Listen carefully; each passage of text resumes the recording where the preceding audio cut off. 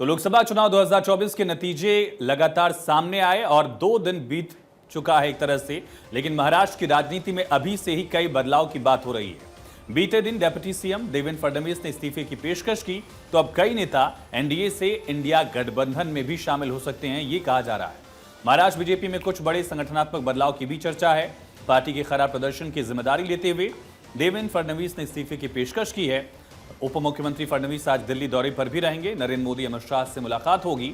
बैठक के बाद फडणवीस कोई बड़ा फैसला ले सकते हैं। इससे पहले इस चुनाव में शिंदे गुट और अजित पवार गुट को भारी नुकसान हुआ।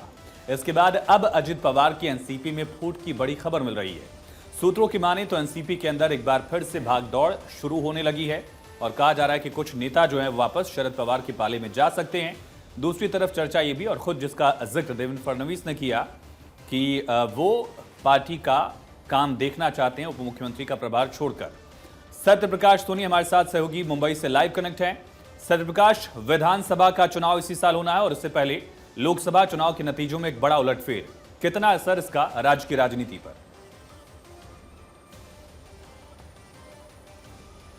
बिल्कुल आयुष, जिस तरह की अटकलें जो है महाराष्ट्र की राजनीति में लगाई जा रही है, जाहिर तौर पर अपने आप में एक बड़ा सवाल खड़ा करती है क्योंकि एक तरफ अजीत पवार एनसीपी छोड़कर जो है अपना अलग गुट बनाए और महाराष्ट्र के डिप्टी सीएम बन गए, लेकिन विधायक आज भी उनके नाराज है क्योंकि जिस तरह की वह राजनीति करना चाह रहे थे वह उस तरह का मौका उन्हें नहीं दिया गया।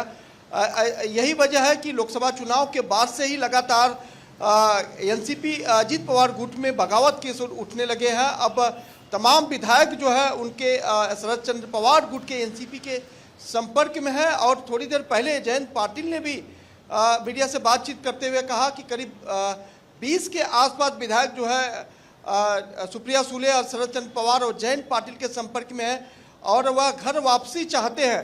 तो इस तरह की अटकलों के साथ अजीत पवार की टेंशन बढ़ गई है।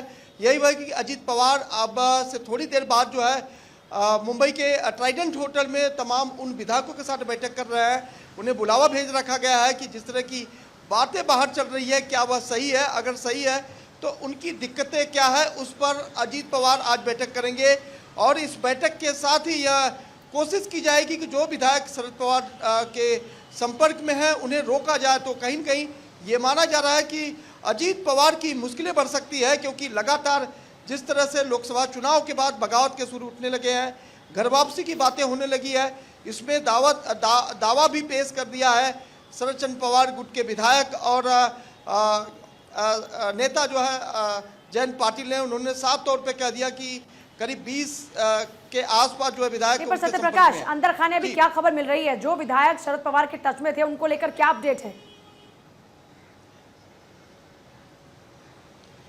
देखिए, बिल्कुल जो घर वापसी चाहते हैं उनका स्वागत शरद चंद्र पवार करने के लिए तैयार है, उनका खेमा तैयार है।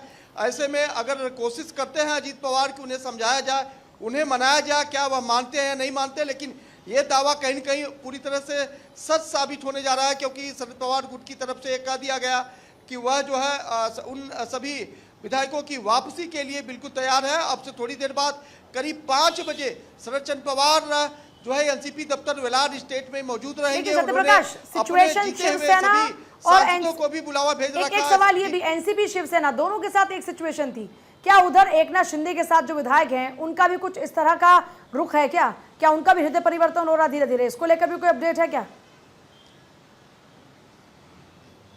बिल्कुल, घर वापसी की बातें जो सामने आ रही है कि शिवसेना जो एकनाथ शिंदे गुट है वह भी घर वापसी कर सकता है। यही वजह कि आज जब मुख्यमंत्री एकनाथ शिंदे ने वर्षा बंगलों पर तमाम उन सांसदों विधायकों की बैठक बुलाई थी, उसमें उन्होंने सीधे तौर पर कह भी दिया कि कोई भी इंडिया गठबंधन के संपर्क में नहीं रहेगा, वह लोग लालच दे सकते हैं। इस तरह की भी बातें सामने आने लगी है। तो कहीं न कहीं ये माना जा रहा है कि शिवसेना एकनाथ शिंदे गुट में भी बगावत के सुर उठ सकते हैं। हालांकि एनसीपी को देखते हुए शिवसेना शिंदे गुट पूरी तरह से अलर्ट मोड पे है और लगातार अपने विधायकों के संपर्क में भी है।